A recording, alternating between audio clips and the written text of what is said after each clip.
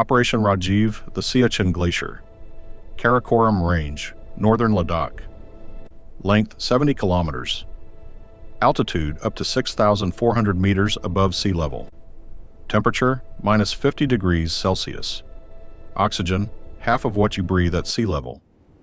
Siachen means abundance of wild roses in the Balti language.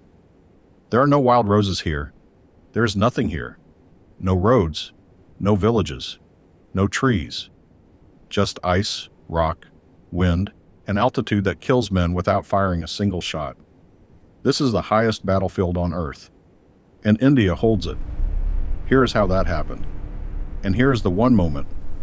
A vertical ice wall, 5 men, a jammed rifle, and a grenade rolled into a bunker at 21,000 feet. That decided everything. The map that started a war. The conflict in Siachen stems from a line on a map that simply stops. The 1949 Karachi Agreement and the 1972 Simla Agreement both demarcated the ceasefire line between India and Pakistan, but only up to a coordinate called NJ 9842 at the foot of the glacier. Beyond that point, the line was described as going thence north to the glaciers. No one drew it further. No one thought they needed to. 2 nuclear neighbors. 1 undrawn line. 70 kilometers of glacier. For 30 years, no one cared. Then someone looked at a map. In the 1970s and early 1980s, Pakistan began permitting international mountaineering expeditions to climb peaks in the Siachen region, some accompanied by Pakistani Army liaison officers.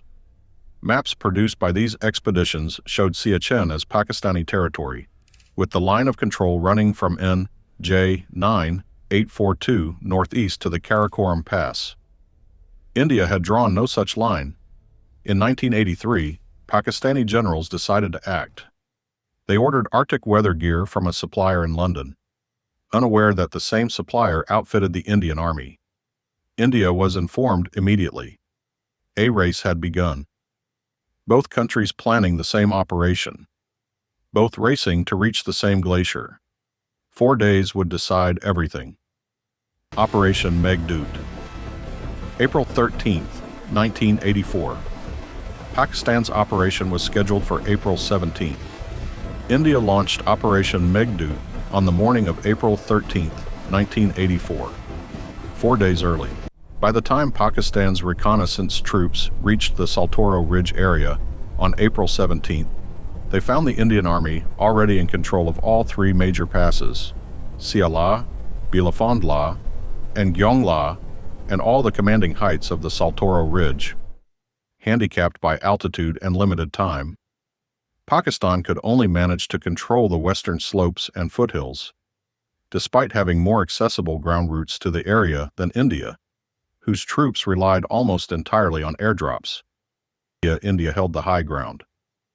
In mountain warfare, that is almost everything.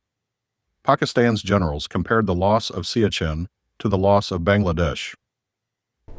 Then a brigadier named Pervez Musharraf had an idea, the Quaid Post. In early 1987, Brigadier Pervez Musharraf led Pakistani Special Services, Group Commandos to a 22,000-foot peak near Bilafandla, a position the Indians had called the left shoulder. Pakistan named it Quaid Post, after Muhammad Ali Jinnah, the founding father of Pakistan. The post was manned by the Shaheen Company of the 3rd Commando Battalion of Pakistan's SSG, Elite Special Forces, commanded by Subedar Ataullah Muhammad. From Quaid Post, Pakistan could monitor 80 kilometers of Indian territory. They had a direct view of the Siachen Glacier. Supply helicopters were constantly under fire. Indian troops at Sonam and Amar posts below could not receive basic necessities. On April 18, 1987, Pakistani troops at Quaid Post opened fire on Indian soldiers at Sonam Post. 2 Indian soldiers were killed. That was the decision point. Quaid Post had to be taken. The 8th Battalion of the Jammu and Kashmir Light Infantry was given the task. A young officer was sent first, not to attack, but to find a way up. 2nd Lieutenant Rajiv Pandey, May 29, 1987. The reconnaissance mission, led by 2nd Lieutenant Rajiv Pandey, involved traversing nearly 3 kilometers along the edge of the Glacier face, then managing the pitfalls of climbing a 1,500-foot ice wall, with steep gradients that guarded the entry to the post. The plan was to fix ropes and crampons on the near vertical wall to allow a larger assault force to follow. Pandey's 13-man patrol was detected by Pakistani soldiers when it was just 30 meters from the top. The Pakistanis opened fire with a heavy machine gun. 10 Indian soldiers were killed, including Rajiv Pandey. But before they died, the Indian soldiers had managed to establish footholds on the vertical ice wall, fixing ropes towards the top. 10 men dead on a wall of ice. The ropes still in place. The route still there. The operation that followed was named after him, Operation Rajiv. June 23, 1987. The task force, assembled under Major Virender Singh, consisted of 62 personnel, 2 officers, 3 junior commissioned officers, and 57 soldiers. Because of frequent blizzards and the limited capacity of the HAL Cheetah helicopters, it took 20 days and 200 helicopter trips just to assemble the assault team at Bilafon Law.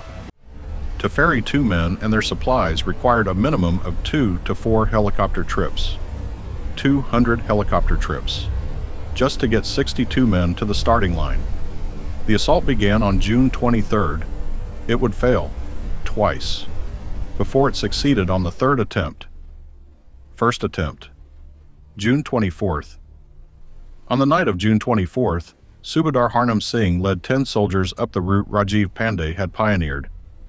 Snow had buried the ropes and footholds. Climbing through the ice, they found something else. The frozen bodies of their fallen comrades, still locked in the glacier wall. They kept climbing. They reached near the top. Then, disaster. The rifles had frozen solid, weapons useless at the point of assault. The team retreated. Second attempt, June 25th. Another team, different approach. Subedar Sansar Chand reached the top. The radio failed. No way to confirm success. No way to coordinate the follow-up assault. The mission was aborted. 2 attempts, 2 failures. Neither from enemy fire, from cold and silence. Third attempt, June 26, 1987. 13:30 hours. Naib Subedar Bana Singh volunteered to lead a compact 5-man assault team for the final phase, selected for their proven endurance and skills in extreme conditions. 5 men. Bana Singh, Rifleman Chuni Lal, Laxman Das, Om Raj, and Kashmir Chand. The team approached Quaid Post from an unexpected direction, a longer, more difficult route. A blizzard was raging. Poor visibility. The storm was their cover. They climbed the 1,500-foot ice wall in a blizzard, at 21,000 feet, in temperatures that froze the weapons of the men who came before them. Bana Singh's team reached the top and found a single Pakistani bunker. They approached from behind. Their rifles were jammed. No bullets, no rifle. 1 bunker. Men inside. Bana Singh lobbed a grenade into the bunker and closed the door. In the hand-to-hand combat outside, the Indian soldiers bayoneted the Pakistani soldiers who emerged. 4 soldiers who came out were shot and bayoneted in close-quarter combat. Bana Singh sent the success signal at 2100 hours on June 26, 1987. Quaid Post was Indian. The man Pakistan's future president had established, taken by 5 men and a grenade, in a blizzard, at the top of the world.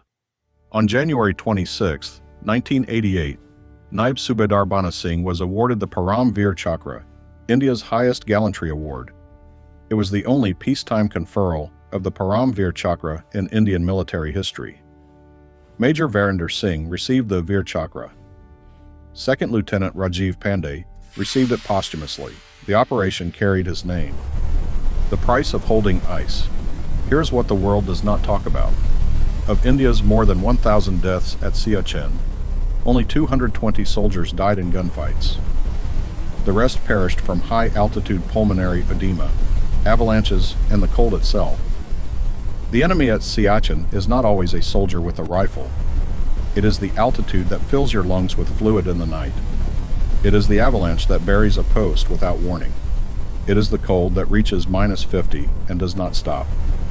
India has held this glacier for over 40 years. Every single day, every rotation of troops, every helicopter resupply at one of the most expensive military deployments on Earth. A continuous drain on both militaries. The question everyone asks, why? India cut direct connectivity between Pakistan and China. The Saltoro Ridge separates them. The glacier watches both. The passes control the roof of the world. Let that sit for a moment. One undrawn line in 1949. Two countries racing to fill it in 1984. 4 days that decided who got there first. India arrived on April 13th. Pakistan arrived on April 17th. That gap, 4 days, 3 decades of conflict, 1 vertical ice wall, and 5 men with a grenade, is why the Indian tricolor flies at the highest point on Earth, where any flag flies at all.